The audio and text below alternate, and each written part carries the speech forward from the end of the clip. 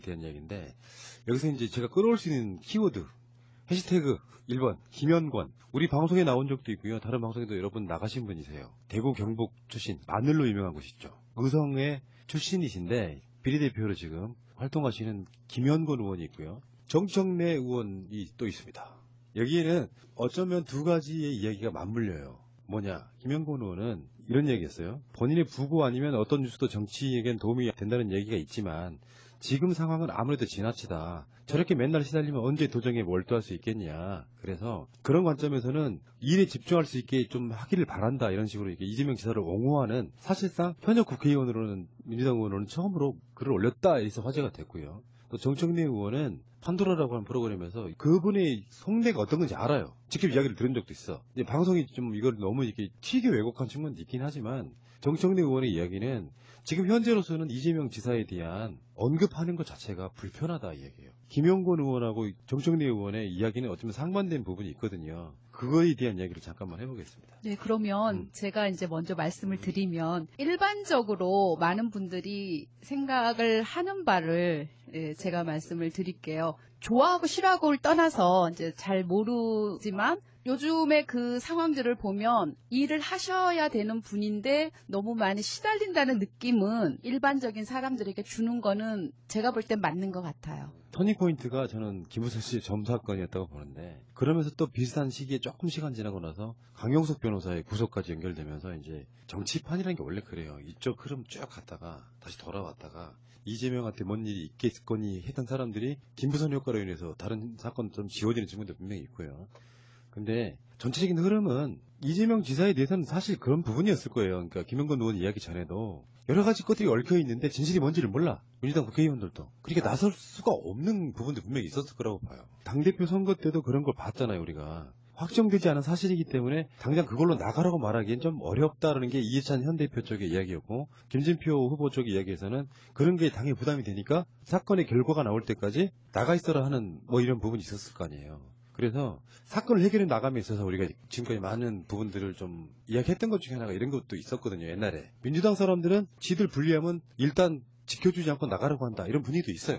그리고 또 한편에서는 저렇게 의혹이 많은 사람을 당에다가 이렇게 두는 것 자체가 문재인 대통령한테 부담이다라고 말하는 사람도 있습니다. 근데 정답은 사실 없어요. 어떤 가치관으로 움직이는 사람이 많냐지. 민주주의는 원래 그런 거잖아. 어떤 쪽이 다수냐고 생각을 해서 그 사람들의 의견이 대세를 이루는 것 뿐이지 정답이 어딨냐고. 그런데 이 문제는 사실은 이제 김영권 의원이 한 발언에 대해서는 사실은 저는 이제 하고 싶은 얘기는 굉장히 많은데 몇 가지만 얘기를 할게요. 페이스북에 글을 쓴 거에 의하면 부당하게 도를 맞고 있다라고 얘기를 해요. 그러면 김영권 의원은 이재명 지사가 고소고발한 사건에 대해서 명백하게 팩트를 다 알고 있다는 가정하에 얘기를 해야 되는 거예요. 부당하다는 것은 정당하지 못하다라는 뜻이거든요. 그런데 지금 대한민국 경찰과 검찰이 수사 중인 사건이에요. 여기에 대고 정당하지 못하다라고 얘기를 하는 거예요. 그리고 고소고발한 주체들은 세 가지가 있습니다. 이재명 지사를 고소고발한 주체는 세 가지입니다. 세 군데서 했어요. 하나는 대한민국 중앙선관위에서 하나 했고요. 지금 4년째 끌고 오고 있습니다. 공직선거법 위반. 공직선거법 위반 혐의로 피소된 이재명 성남시장이 오늘 오전 검찰에 출석했습니다. 이 시장은 수원지검 성남지청 앞에서 기자회견을 열고 SNS에 올린 글을 이유로 소환 수사하는 것은 민선 자치단체장에 대한 검찰의 정치 보복성 기소라고 주장했습니다.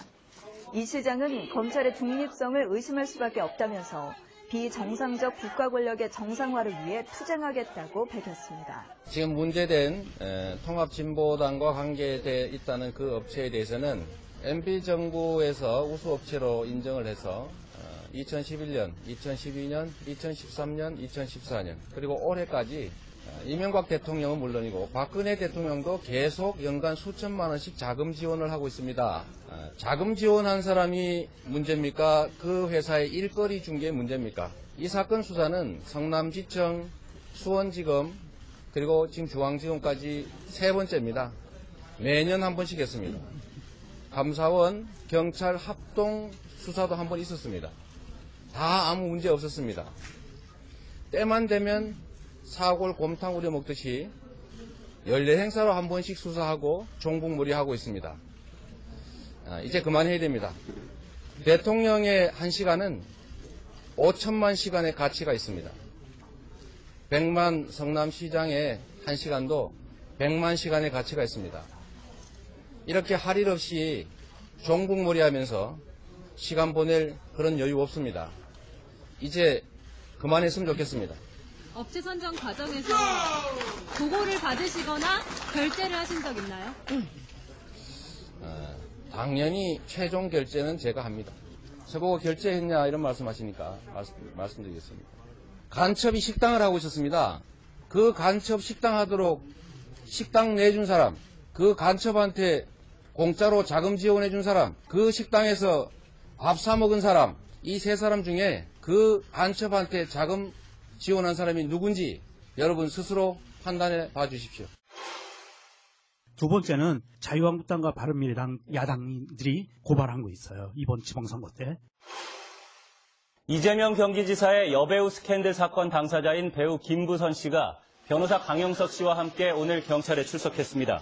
오후 2시쯤 경기 분당경찰서에 도착한 김 씨는 취재진에게 공직선거법상 허위사실 공표로 고발된 사건에 대해 조사를 받을 것이라며 바른미래당 측이 이 지사를 고발한 사건에 대해서는 진술을 거부할 것이라고 밝혔습니다. 김 씨의 변호인인 강용석 변호사는 분당경찰서는 이재명 도지사의 영향력이 미치는 곳이라며 다음 주 중 이 지사에 대한 고소장을 검찰에 제출할 것이라고 말했습니다. 여배우 스캔들과 조폭 연루설 등 이재명 경기도지사에 대한 여러 의혹을 제기한 김영환 전 바른미래당 경기지사 후보가 오늘 경찰에 출석했습니다.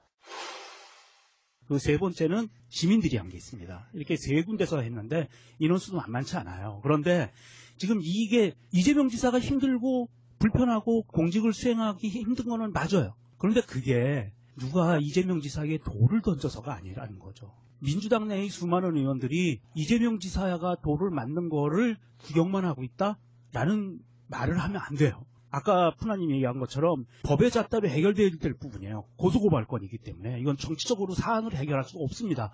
왜냐? 당에서 나서는 순간 이미 그거는 검찰과 경찰과 이런 그 수사기관에 대한 압박으로 들어가요. 과거에 박근혜 이명박 정부 때는 많이 했었죠. 그래서 말을 아끼는 거죠. 저는 이게 할 얘기가 굉장히 많아요. 계급론적인 측면에서도 할 얘기가 좀 있는 사안이고요. 그 다음에 성남이라는 도시가 어떤 도시인가에 대한 메커니즘에서도 할 얘기가 굉장히 많아요. 이것만 해도 1시간을 더 털 수 있어요. 그 다음에 이재명의 성장 과정으로만도 1시간 더 털 수 있거든요. 근데 왜 누군가에 의해서 이재명이 개새끼라고 칩시다. 그런데 왜 이토록 많은 사람들이 이재명을 지목하고 나쁜 사람으로 규정하고 있을까요? 아르토리를 비참하게 깠어요. 근데 점이 없었거든요. 그랬더니 이제는 성형수술, 뭐, 이렇게까지 얘기해서 성형 그 의사까지 대동했는데도 그렇게 이제 비하하고 있죠. 근데 왜 그럼 이렇게 당할까? 저는 이게 계급론 쪽에서 바라볼 수밖에 없다. 다른 거는 이해가 안 간다. 그리고 하나는 거대한 악마가 사라진 민중들의 대상화는 누구를 대상화를 찾았는가? 이것이 이제 소멸된 악의 축에 찾아 바로 이재명이 그 역할을 감당했다. 저는 이렇게 보는 겁니다. 그럼 제가 4가지 축이 있거든요. 그런데 이 4가지 축에서 다 얘기를 못해요. 그런데 오늘 하나 털고 싶은 것은 계급론적으로 얘기를 하나 드리고 싶어요. 민주화투쟁 위에는 반드시 계급투쟁이 연동돼서 따라옵니다. 굉장히 중요한 동서고금을 막론하고 민주화투쟁 이후에 바로 우리 대표적인 게 뭐죠? 87 민주항쟁 이후에 노동자 투쟁이 계속 지속적으로 이루어졌죠. 그래서 민주노총이 결성되고 종교조가 합법화되고 등등등 만들어졌죠. 그래서 한국에서는 자본과 노동의 계급이 이제 맞싸우게 되는 거대한 기전, 변곡점이 87 민주항쟁이었거든요. 그럼 그거나 프랑스 혁명을 대체해보면 작년 2017년 촛불혁명 이후에 민주화라고 봐야죠. 계급혁명은 아닙니다. 민주화혁명 이후에 17년 민주화혁명 이후에 바로 연결돼야 될 부분이 계급투쟁이어야 되는 거잖아요. 그죠? 서술이 너무 길어. 예, 그런데 이 민주화투쟁의 견인을 방해하는 굉장히 어려운 얘기인데요. 견인을 방해하는 세력, 그 세력들이 조직 내에 가장 계급적 투쟁에 선봉했을 사람을 집중 공격하게 되는 겁니다. 그것이 자본도 될 수 있고 때로는 정치적 세력이 될 수도 있어요. 또는 자본가 세력이 될 수도 있죠. 이거에 함몰돼서 이 노동자 계급투쟁으로 전환되는 시기를 가로막고 있는 현상 중에 하나다. 근데 너무 어려워요. 너무 어렵다고. 네. 그래서 하나만 다음에 깊게 풀어드릴게요. 나는 이런 부분도 있습니다. 정말 객관적으로 한번 해볼까? 객관적으로. 사람들은 네가 이재명 지지자냐 아니냐 이걸 찾는데 나는 다 지지하면 다 지지하고요. 다 싫어하면 다 싫어요. 내 이면에는 정치인들 다 싫어합니다. 나쁜 점만 보면은 이재명이든 박원순이든 김경수든 이낙연이든 다 싫죠. 근데 내가 바라는 건 그렇게 보면 문재인 대통령도 싫을 수 있겠죠. 문제는 내가 살아야겠다. 자유한국당 부주가 또 정권 잡으면 이제 우리나라 망한다. 요 관점으로 저는 출발을 하는 거라고 보거든요. 이재명 지사에 대해서는 굉장히 많은 분들이 본인들의 뇌피셜이 엄청 많아요. 난 진짜로 싫어한다고 말을 했다니까요. 이유가 뭔데. 나는 방송하는 사람으로서 참모들이나 본인이 팟캐스트를 대하는 자세가 너무 홀리하면 난 싫어해요. 그 하나로 사람 인격을 다 평가한다고. 그래서 어느 시점에서는 이재명 도지사 또는 경선 때 후보에 대한 이야기 아예 안 했어요. 근데 사람들은 나온 현상만 갖고 쟤네들은 이재명 좋아할 거야. 이재명을 키운 게 뭐 이재희하고 새날이 키웠다 뭐 이런 식의 이야기도 합니다. 인터뷰 한 3번 한 거 가지고. 그러니까 상대방이 완고하게 이재명을 좋아할 거라고 생각하는 그 고정관념이 있으니까 대화가 안 풀리는 거예요. 나는 최근에 그 제 개인적인 경험도 그렇습니다. 형 이재명 좋아하잖아. 근데 그 뉘앙스에는 문맥이 있어서 이재명만 좋아하잖아로 들려서 뭐 이런 개 같은 소리가 다 있나. 간단히 말하면 이런 거예요. 우리는 왜 이재명 도지사만 쉴드 치느냐? 아니에요. 그것부터 시작을 해야 된다고. 우리는 이쪽에 있는 주자나 유력 정치인 중에 쉴드 안 친 사람이 없어. 사실은 까는 건 거의 못했죠. 우리 세력이니까. 근데 우리가 관점에서 봤을 때는 솔직히 말하면 이재명 시장만 까는 사람들이 이해가 안 됐던 거예요. 그러니까 서로에게 나쁜 이미지를 더 씌워야만 이 전쟁에서 프레임에서 이기는 거야. 쟤네들은 작전 세력이라고. 물론 작전 세력이 있다니까요. 없다는 게 아니라 다수의 사람은 작전 세력이 아니에요. 근데 그런 식으로 이재명 도지사를 중심으로 해서 이게 갈라지다 보니까 이제는 전선에 있어서의 선을 명확하게 하지 않으면 내가 비급하다는 소리 듣는 거예요. 왜 양다리 걸치냐고. 아니거든요. 우리 인문학 토론에서 정답 있습니까? 가장 중요한 거, 경계하는 것은 서로 간의 관점에 있어서 돌아올 수 없는 다리를 건너서 분해를 하는 게 제일 싫은 거예요. 그냥 인정해주는 거죠. 그래서 다만 내 입장에서는 그런 거 있지. 내가 이재명을 쉴드 치든 뭐 하든 악플 달면서 서로 공격하지 말라는 거죠. 저는 그런 관점을 갖고 있는 사람이에요. 그러니까 여기 김영권 의원이나 정청래 의원에 대한 이야기가 보면 그러니까 유튜브 같은 데 가면 난리 났어요. 특히 정청래 부분은. 근데 그런 어떤 개인이 갖고 있는 인상평이었거든요. 사실은. 이재명 도지사에 대한 인상평. 나는 그 인상평을 보고 들으면서 오히려 정청래는 이재명 사랑하는 사람이라고 느꼈거든요. 아마 모르긴 해도 굉장히 많은 부분이 편집이 됐을 텐데 어떤 느낌이었냐면은 이런 생각을 갖고 있는 사람들이 많아. 이재명 도지사야. 이거 너 바꿔주면 좋겠다라고 하는 충원처럼 들렸단 말이에요. 근데 결정적으로 이재명 도지사만 지지하는 사람들 입장에서는 정청래가 이재명을 본격적으로 디스했다고 받아들이는 겁니다. 예. 수시로 이야기, 저희가 이제 정청래 전 의원의 그 방송은 못 봤지만 이재명 지사에게 예전부터 항상 부탁을 드렸던 게 그거였어요. 사냥꾼은 사냥이 끝난 개는 살아먹게 돼 있다. 토사구팽 당한다. 무슨 말이냐면 전쟁이 벌어졌을 때의 가장 중요한 역할을 하는 사람은 장군이에요.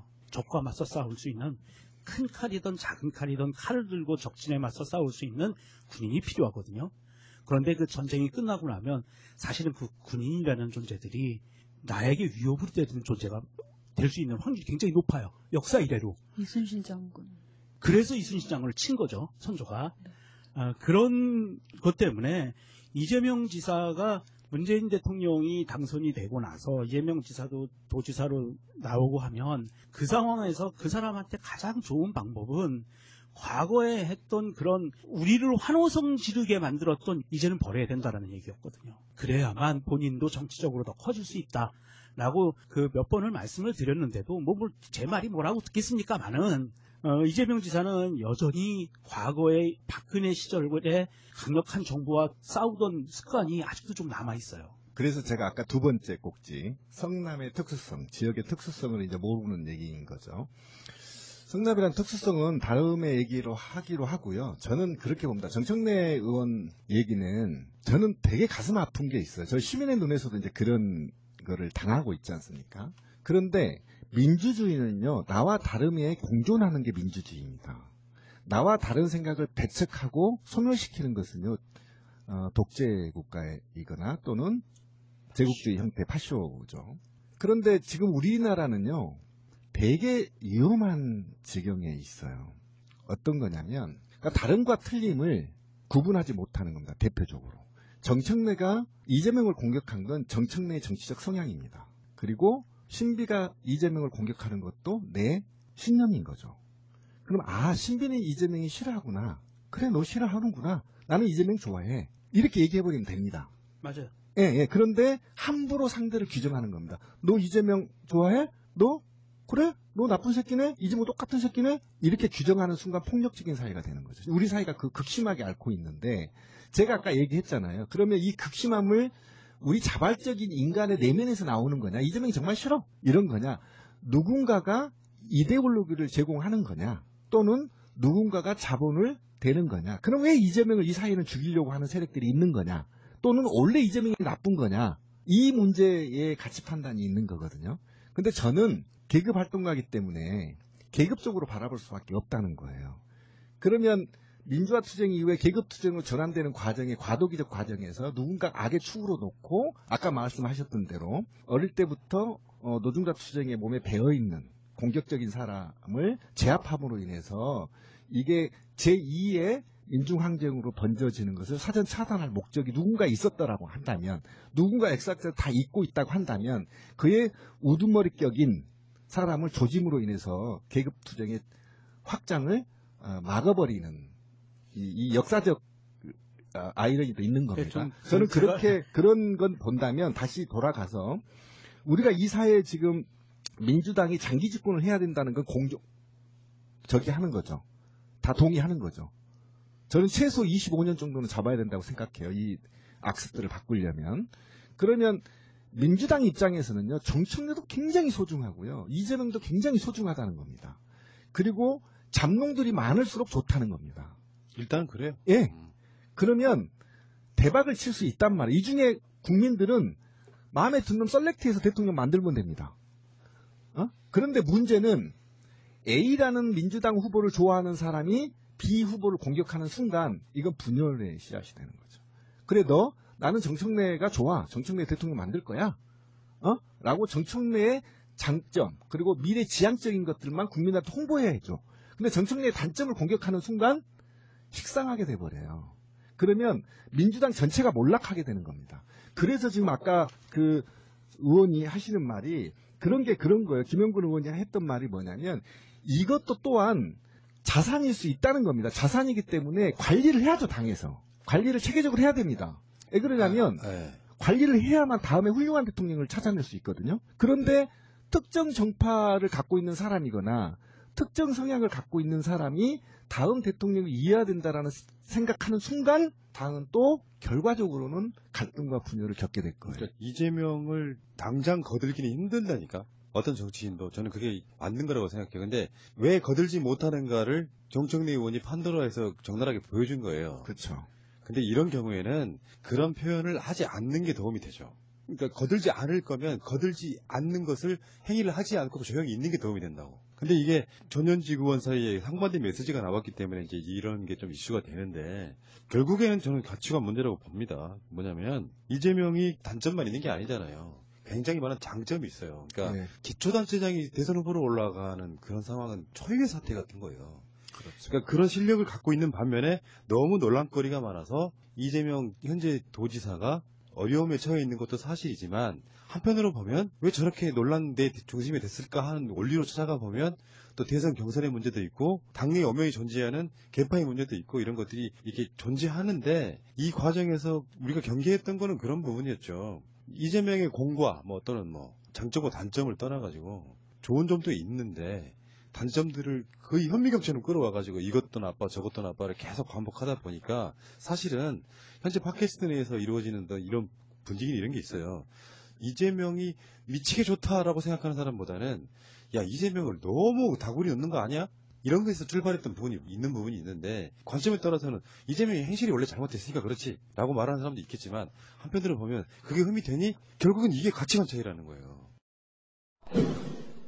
근데 저는 이제 개인적인 관계는 없습니다만은 저는 그렇게 생각해요. 지난 9년 동안 국정원이 형을 데려다가 의식화시킨 건 사실로 밝혀졌잖아요. 동생이 공산주의자다라고 이제 했던 것이고 그러면 지난 9년 동안 이재명을 죽이기 위해서 온갖 모략과 수책을 썼단 말이에요. 다 털 거 털렸을 거고.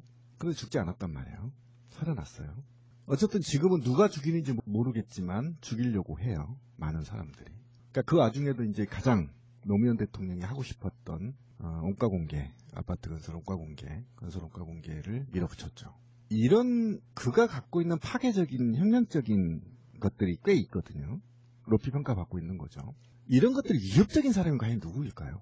저는 그런 관점에서 봐야 된다. 모략을 한번 당해본 사람들은 좀 동질감이 생겨요. 그래도 2달 반 동안 개고생했는데. 그러니까 이런 겁니다. 처음에는 A라는 사람과 불륜설을 터뜨려요. 그 다음에 그게 아니라고 밝혀지면 B라는 사람과 불륜설을 터뜨립니다. 그리고 그게 아니라고 하면 C 사람과 또 불륜설을 터뜨려요. 그러니까 끝이 없는 공격과 끝이 없는 음해, 끝이 없는 의혹. 이게 이제 이재명이 받고 있는 거죠. 제가 보기에는 지금 현미 신비님이 얘기한 거는 김어준 총수가 얘기한 음모론과 비슷한데. 아니, 전혀 다른 거예요. 저는 계급론 쪽에서 바라보고. 그러면 계급론에서 바라보면 제가 한번 질문을 해볼게요. 그러면 이재명을 쳐내야겠다라고 뒤에서 생각을 해서 움직이는 그룹이 삼성입니까? 친문 그룹입니까? 친문 지지자입니까? 저는 우선적으로 자본이라고 봅니다. 그러니까 김어준 총수하고 비슷한 얘기라는 거예요. 아니 이게 이제 삼성이라는 얘기죠. 아니 삼성이라고 저는 얘기하지 않습니다. 그러니까 제 말은 삼성이라고 예를 드는 거예요. 자본. 아니 삼성은 아니에요. 아닐 수도 있어요. 아닐 수도 있어요. 네. 자본의 연대일 수도 있어요. 그런데 예를 들면 건설업자가 공격할 수도 있다고 저는 봐요. 그러니까 이 사건의 발단은 이번에 건설 문제는요. 한번 짚고 넘어가면 경기도의회에서 부결됐어요. 네, 알고 있어요. 네, 그 다수당이 민주당이에요. 왜 부결시켰을까요? 이유가 있습니다. 그건 또 차후에 시간이 있을 때 말씀을 드리기로 하고, 이재명 지사가 이렇게 공격을 받는 두 가지 원인은요. 자유당하고 바른미래당 이쪽 야당에서 얘기하는 거는 빼놓고, 그 사람들이 얘기하는 건 빼놓고, 인간 같지 않은 것들이니까 빼놓고, 첫 번째는요. 성남시장 시절에 공무원들을 동원해서 선거 행위를 했다라고 해서 중앙선관위가 고발한 사건이 있어요. 네, 선거법 위반. 네, 선거법 위반으로 지금 4년째 끌고 오고 있거든요. 그거 하나. 두 번째는 노무현 문재인 대통령을 지지하는 사람들이 문재인 대통령의 당내 경선 기간에 보였던 이재명 당시 후보의 패륜적인 행동, 말. 거기에서 완전히 등을 돌린 겁니다. 두 가지였죠. 하나는 아드님 문제 얘기를 했어요. 자유당이 쓰는 문준영 씨 관련 그 비리 문제라고 하면서 그 얘기를 했어요. 그러니까 그런 정말 자유당이 쓸만한 전법을 가져다가 본인이 문재인 후보를 공격하는 데 썼습니다. 그런 두 가지 사건이 큰 사건이 있어서 이 지지자들이 보기에는 저 사람 저 위험하다. 아니다. 저 사람은 자기의 성공을 위해선 자기의 지지율이 올라가는 것이 느껴지고 이건 뭐가 되겠는데 하는 착각에 빠지는 순간 적이고 아군이 없고 나의 성공만을 위해서 움직일 사람이구나 라는 판단을 내버리게 되는 거예요. 그런 생각들이 지금까지 오는 겁니다. 사실은. 맞습니다. 그러니까 동의하고요. 그러니까 이거는 사람에 대한 호불호부터 시작하는 거예요. 원래 정치는. 진짜 기분 나빠. 그러니까 사실은 똑같은 문제도 이재명 시장 것이었기 때문에 훨씬 더 많이 부각됐을 거예요. 지금까지 막 여러 가지 논란들이 있잖아요. 근데 그런 부분에서 저는 이렇게 봐요. 이 해결책이란 해결책인데 왜 이재명을 비판하냐고, 또는 왜 비난하냐고, 또는 왜 옹호하지 않냐고, 왜 말하지 않냐고, 왜 좋아하냐고 서로 간섭하면 안 된다고 생각하는 게 제 생각이에요. 제 생각이 아까 그 얘기. 자기들끼리 이야기하면 돼요. 그렇죠. 좋아하는 얘기를 하면 되는데 우리도 왜 해경군 김씨를 안 다루냐고 댓글을 어마어마하게 달렸어요. 뭘 우리가 잘 모르는데요. 그런 식으로 해서 그런 행위가 이재명 후보 또는 도지사 이런 사람들이 나쁘다는 것을 설파하는 것에 좋은 효과를 내지 않아요. 이 사람들 때문에 오히려 이재명을 옹호하게 되는 측면도 있다고. 그렇죠. 그러니까 자기들 커뮤니티 내에서 이재명 막 찍고 막 물고 찝어도 그게 그렇게 큰 문제라고 생각하지는 않습니다만 이게 보셨다시피 지방선거를 거치고 당대표 선거를 거치면서 이 핵심 이슈로 떠올라 버리잖아요. 단언컨대 이건 누구나 예상할 수 있는 거예요. 이 문제가 다음 총선 때나 다음 대선 때 또 어마어마한 문제로 또 대두될 거란 말이에요. 그럴 때 서로가 서로를 비난하지 않는 범위 내에서 서로 간섭하지 않는 거예요. 근데 이제 상호관계이기 때문에 그렇게 안 될 수밖에 없는데 아까 이제 명종님이 얘기한 거에 조금만 이제 반론을 해보면 선거철에는요 서로가 다 뽕 맞거든요. 저도 캠프에 있어봤어요. 18대 문재인 대통령 그 시민사회 캠프에 있어봤는데 뽕 맞아가지고요 다 자기가 이긴다고 생각해요. 자기 캠프에서 다 여론조사를 돌리거든요. 근데 이거는 극소수만 알아요. 그리고 우리는 받아들어요. 그분들한테 그 헤더들한테 받아들이면 우리가 이기고 있어 이렇게 돼야 거기서 일하는 사람들이 힘이 나서 할 거 아니에요? 그죠? 실제 그래요. 근데 우리가 지고 있어 그러면 힘 빠져서 못해요. 새벽 1-2시까지 거리 돌아다닐 수 있겠어요? 브라운이 들고? 못 다닙니다. 이기고 있다라고 해야만 힘이 나요. 그런데 이게 뽕을 맞으면요. 내가 이길 것 같은 거예요. 그러면 공격적이죠. 서로 상호 공격적인 거죠. 한번 예를 들어볼까요? 지금 이명박의 업보가 뭐라고 생각하세요? 이명박의 업보는요, 당내 경선에서 이미 누가 다 말한 거죠? 박근혜가 말한 겁니다. 무차비 물고 뜯었어요, 돌이. 그죠? 뜯었잖아요. 그러니까 다 그런 거예요. 정치라는 건요, 딱 맞싸우면요, 이겨야 되거든요. 그러니까 뽕까지 맞았지, 이겨야 되지. 또 내 주변에 나를 지지하는 사람만 있지. 뭐 내가 곧 될 것 같은 거니까 오버할 수도 있고, 정치라는 게 그런 거거든요. 그러니까 그런 것을 반성할 기회를 주고. 반성을 했어요. 내가 잘못했다고. 그 이야기는 여러 번 했습니다. 네, 그러니까 그럴 기회를 주고 그들이 민주의 자산이라고 보는 겁니다. 근데 이렇게 되면 제가 해석이 안 돼서 아까 계급론을 가져온 건데요. 사실 이 계급론은 해석이 돼서 제가 지금 시간이 없어서 말을 못하는 다음 기회에 꼭 해드릴게요. 근데 이 계급론의 입장에서 보면 이게 이해가 가요. 이게 또 오해의 악마의 편집이 될 수 있어요. 오해하시면 안 돼요. 문재인 대통령이 노동자를 대변하는 대통령입니까? 아니면 국민을 대변하는 대통령입니까? 노동자들요, 의식화된 노동자들은 절대 문재인 대통령을 노동자의 대통령이라고 말하지 않아요. 왜 그럴까요? 요즘 그러더만. 왜 그러죠? 계급적으로 완성되지 않았기 때문이에요. 문재인 대통령과 노동자들 간에 계급적으로 완성되지 않았어요. 그런데 문재인 대통령 누구와 완성되어 있죠? 어떻게 되냐면 나는 반쪽이 노동자 의식으로 차져 있고요. 반쪽이 민주의식으로 차 있단 말이에요. 그럼 나는 반쪽의 민주의식과 커넥션을 하고 있는 건 문재인 대통령이라고. 노동자들 이렇거든요. 그런데 내가 노동자 그룹으로 들어가는 순간 문재인 대통령 노동자를 대변하는 대통령이 아닙니다. 그래서 촛불 2주년 때 촛불 들고 나와가지고 문재인 대통령을 신랄하게 비난하겠다는 그런 지금 얘기들이 돌고 있어요. 아니요, 저는 그거하고 전혀 다른 얘기예요. 이거는 그건 그런 얘기하고 다른 얘기. 그건 또 이념의 문제가 있어요. 그러니까 이거는 이제 계급론에서 제가 얘기 드리는 거예요. 그러니까 노동자 계급과 어쨌든 지배 계급 간에 있고 이 사이에 민주가 들어있어요. 그러니까 인류가 발전하는 게요. 제국주의 쭉 원시 사회부터 쭉 가다가 민주주의가 정착되면 복지 국가를 원해요. 복지 국가가 완성되면 노동자 국가를 원합니다. 이거는 뭐 인류가 가는 방향이에요. 그러니까 이런 방향에서 먼저 간 사람, 선진화되어 있는 노동자와 후진적인 노동자이면서도 자기가 노동자인지를 모르는 후진적인 노동의식을 갖고 있는 국민. 이 국민들 사이에 결과적으로는 자본주의 사회에서 자본과 노동의 대척점에 있다. 근데 그 사이에 민주주의가 껴있다. 이렇게 보시면 되는 거예요. 그래서 그 관점에서 보면 이게 이해가 돼, 현상이. 누구도 욕할 필요도 없어요. 아, 계급적 충돌이 있구나. 라고 보면 되는 것인데, 거기다가 아까 제가 얘기한 대로 저는 정말 뼈저리게 느낀 게, 다른과 틀림은요, 이거는 구분을 해 주셔야 됩니다. 내가 이재명을 싫어하는 건요, 틀림이 아니에요. 다름이죠. 그러면 이재명이 싫어하는 사람도 있을 테고, 좋아하는 사람도 있을 테고, 뭐 관심 없는 사람도 있을 테고, 이런 거가 공존하는 게 사회거든요. 민주주의고. 그럼 너 이재명이 싫다고 왜 말 못해?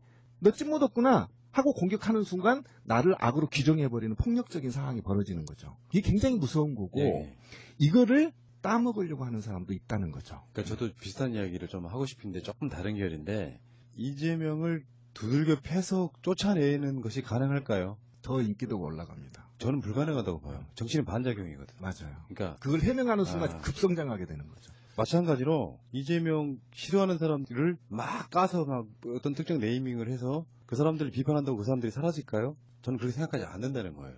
최소한 박근혜 그쪽 부대들과 다른 점은 뭐냐면 그 다양성을 인정해 주는 거라고 생각합니다. 다만 우리를 진영 논리에 엄청 빠졌다고 그러는데 내가 말씀드렸잖아요. 우리는 이재명만 실드친 게 아니고 김경수, 박원순, 이낙연 모든 사람들은 가장 맨 위에 있는 1년 내내 방송이 문재인 대통령 실드치고 있어요. 1년에 4년인가 붙죠. 그러니까 올해 방송으로만 따져도. 그러니까 그렇게 같은 진영 내에서 누구를 비판한다고 그게 사라지는 게 아니에요. 악감정만 남지. 결과론적으로 엮어보면 내가 이재명 나쁜 새끼야라고 막 소리 질러봐야 그게 현실적으로 사라지냐고요. 전략 갖고 있는 사람이라면 이재명이 되게 무관심한 게 나아요. 그러니까 김성태가 문재인 대통령을 공격하는 방식으로 그걸 여기서 욕해. 우리가 막 김성태를 욕했어. 그리고 또 방송 밖에 나가서 김성태가 문재인 대통령을 공격하는 방식으로 내가 또 이재명을 공격해. 이건 아니죠. 그런 방식으로. 그 방식으로는 안 됩니다. 내 관점에서는 그런 생각들이 있어서 다 훌륭하신 분들인데 어떤 생각들에 대해서 공감하거나 안 하거나 하는 그것들은 가치관 차이일 수 있으니 최소한 상대방들이 갖고 있는 생각에 동조까지는 안 하더라도 굳이 찾아와서 악플 달고 서로 간에 이간질하고 그럴 필요가 있냐는 게 내 생각이고요. 이제 선거도 끝났고요. 앞으로 선거 엄청 오래 남았습니다. 그 사이에 내가 봤을 땐 불길한 예감이 드는 게 앞으로 남아있는 총선 기간 동안 똑같은 걸로 계속 싸울 것 같아. 그것도 부족해서 대선 때까지 또 싸울 것 같아. 우리 쪽 에너지는 엄청 낭비되는 것이거든요. 이제부터 좀 이런 전쟁을 멈췄으면 좋겠다. 결국에는요, 남들이 보기엔 계파 썸밖에 안 돼요. 뭐 친문 계파와 극무 계파와 또 친이 계파와 막 이렇게 계파 썸밖에 안 되는 거예요. 어떤 진정성을 설명해 봐야 다수 대중은 그렇게 안 보인다 이런 얘기. 어쨌든 저는 우리 사회가 나갈 방향이 어디인 거냐. 그래서 저는 지금 사법부 대법원 앞에서 촛불, 저도 이제 곧 이제 또 나갈 거거든요. 이제 시민회는 그만뒀으니까 인수인계 끝나면 이제 나갈 텐데, 제가 제일 갈 발길이라면 대법원 앞에 갔다가 세월호 또 집회 갔다가 그 다음에 이제 제 복직 투쟁을 할 것 같아요. 먼저 제 복직보다 저는 사실은 제가 이 방송을 처음부터 들으셨던 분은 알았을 거예요. 처음부터 저는 사법부 개혁을 주장했거든요. LH 문제뿐만 아니라. 그러니까 그래서 저는 그쪽으로 가고 싶어. 예를 들면 그쪽으로 가고 싶은데 우리가 이 내부에 적폐라고 규정하고 누군가를 그리고 그걸 타도하기 위해서 쏟는 힘을 다시 모아서 사법부 개혁과 국회 개혁 그리고 향후에 자유한국당을 어떻게 소멸시킨 것인지 이거에 대해서 거래 담론과 행동을 해야 될 때다. 그리고 아직도 미친 듯이 조중동은 문재인 대통령을 까고 있습니다. 그리고 이 사회를 다시 암흑에서 그걸 끌고 가려고 노력하고 있거든. 이것들과 어떻게 싸울 것인지를 저는 고민해야지 민주당을 내부의 구성원들을 공격하는 건 바람직하지 않는 싸움 방식이고 이것을 누군가는 방향을 틀려고 무단한 노력을 하고 있다. 이렇게 보시면 됩니다. 오늘 토론에서도 접점 찾기는 좀 힘들어요. 내가 봤을 때는. 또 그렇게 하는 세력이 뒤에 조정하느냐 안 하느냐 이런 논란들이 있단 말이에요. 민주당에 적폐가 있는데 그것을 그냥 두냐라고 말하는 반론도 그렇죠. 있단 말이에요. 반론이 있죠. 근데 이런 얘기를 하나 드리고 싶어요. 분단된 게 70년이 넘었잖아요. 비무장지대가 지금 어떻게 변하고 있습니까? 적대적 관계로 포스하고 실제로 전쟁을 일으켰던 한민족들이에요. 진짜 꼴 보기 싫으면 서로 간에 안 보는 게 더 중요하다. 그러면서 뭔가 서로 간에 직접 공격했던 감정의 골들을 지워나가야 다시 하나가 될 수 있는 거죠. 이게 계속 싸워요. 솔직히 말씀드릴까요? 이런 주제로 이야기를 계속 하게 되면 다른 주제를 다룰 시간이 없어져요. 맞아요. 문재인 대통령이 남북관계에 무슨 최저임금에 소득주도 성장해서 무슨 좋은 얘기를 해봐야 우리가 매스컴 역할을 못하는 거죠. 그런 말씀 한번 드려보고 싶어서 이런 자리 한번 만들어봤습니다. 친형 강제 입원, 여배우 스캔들, 조폭 연루설 등 각종 의혹에 휩싸인 이재명 경기지사가 내일 오전 10시 당선 후 처음으로 경찰에 출석합니다. 가장 주목받는 사안은 이 지사가 성남시장 재직 시절 지위를 이용해 친형인 고 이재선 씨를 정신병원에 강제 입원시키려 했다는 의혹입니다. 경찰은 압수수색 등을 통해 확보한 휴대전화 2대 등의 자료 분석 내용을 토대로 이 지사를 조사할 방침입니다. 이 지사 측은 이번에 한 차례 조사를 통해 모든 의혹을 해소하겠다며 조사 시간도 길지 않을 것이라고 예상하고 있습니다. 드루킹 댓글 조작 사건에 연루된 혐의로 기소된 김경수 경남지사의 첫 정식 재판이 내일 열립니다. 특검이 정치적 무리수를 두었다며 혐의를 부인해온 김 지사는 재판에 처음으로 출석해 자신의 입장을 내놓을 것으로 보입니다. 저는 특검이 정치적 무리수를 둔 데 대해서 다시 한번 대단히 유감스럽게 생각을 합니다. 재판에서는 김 지사의 포털사이트 댓글 조작 관여 여부와 드루킹 측의 샌다이 총영사직을 제안했다는 의혹이 쟁점이 될 것으로 보이는데 김 지사 측이 모든 혐의를 완강히 부인하고 있어 첫 재판부터 특검 측과의 치열한 공방이 예상됩니다. 김 지사는 경남도청이 있는 경남 창원과 재판이 열리는 서울중앙지법 사이 왕복 760km 거리를 오가며 재판을 받아야 합니다. 특검법에 따라 석 달 안에 1심 선고가 내려져야 하는 만큼 이 같은 원정 재판은 매주 2회에서 3회 열릴 것으로 전망됩니다. 수사를 담당했던 특검보들이 모두 사임해 허익범 특검팀은 법정에서 쉽지 않은 싸움을 이어갈 것으로 관측됩니다. 김 지사가 법원에 나와 어떤 입장을 밝힐지 관심이 모아지는 가운데 양측의 법정 공방이 막을 올립니다.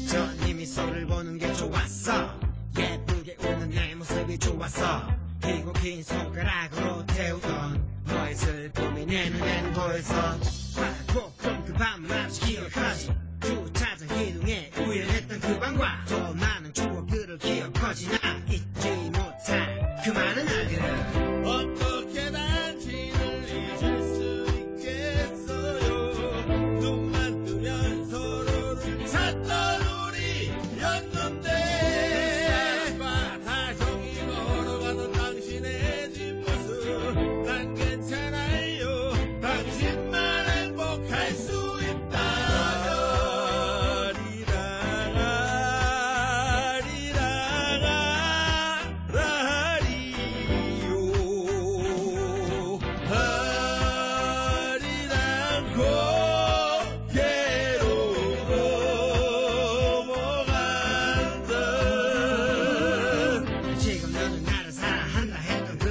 다른 사람에게 사랑한다 속삭이고 있고 너와 보겠던 손으로 다른 사람의 손을 잡고 있고 그대로 내 눈앞을 지나가고 아프지만 내가 행복했으면 좋겠어 처음부터 내 바람은 그것뿐이었어 삶에 지쳐 내가 필요하면 답을 넣어놔 변치 않고 언제나 거기에 있을게 어떻게 당신을 잊을 수 있겠어요 그 좋았던 추억이 내게 남아 있는데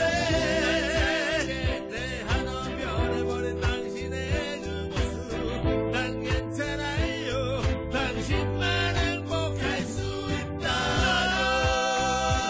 나를 버리고 가시는 이유 심리도 못 가도 발병난다 오늘도 생각하지 아직도 술을 많이 먹는지 아픈 모습 없는지 그 사람은 널 진심으로 사랑하는지 슬프지만 넌 나를 남겨놓고 난 내 그리고 못 여전한데 내 앞에서 행복해 하던 내 모습